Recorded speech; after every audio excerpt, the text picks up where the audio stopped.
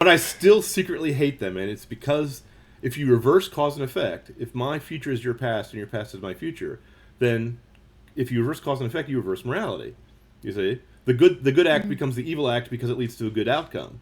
The evil act becomes good because it leads to a good outcome. The good act becomes evil because it leads to an evil outcome.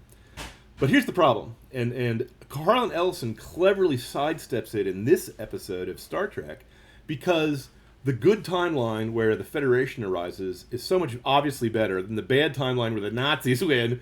There's no real conundrum.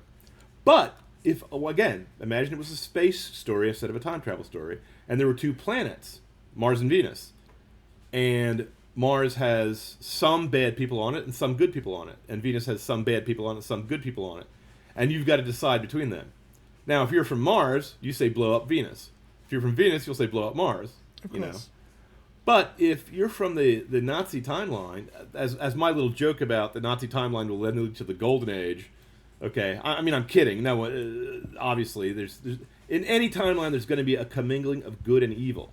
Of Okay, course. the wheat and the tares have been mixed together by the enemy, and so deciding between them as to which is the better timeline is not a real issue. You can decide that you don't want to die, you don't want to die, but that's rather selfish of you, you Yeah. know.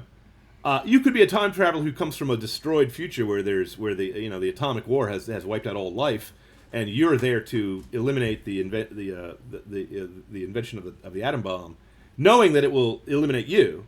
That's a perfectly cromulent science fiction story. I've seen such things that happen. But that guy's Mm. committing suicide. So in any time travel story, if you flip morality, you get false moral quandaries like, is it okay to kill Hitler as a baby? My answer is, I don't think morality changes just because you have a time machine. I think no, you don't kill the baby. They What you did do is that. you make sure that you give extra money to the art school and make sure that he's appreciated as a painter, and so that he never. And then you just go save Archduke Ferdinand, so there's no World War I for Hitler to be wounded in. There's, You there's know. sort of, well, I mean, Now, by the way, just let me just interrupt myself and say, sorry, yeah, sorry. clearly Archduke Ferdinand has been interrupted by several time travelers, because there are so many bizarre coincidences that happened during that assassination that it's got to be people from the 25th century and the 30th century and the 40th century all interfering with each other, trying to undo each other's time changes. So there is that.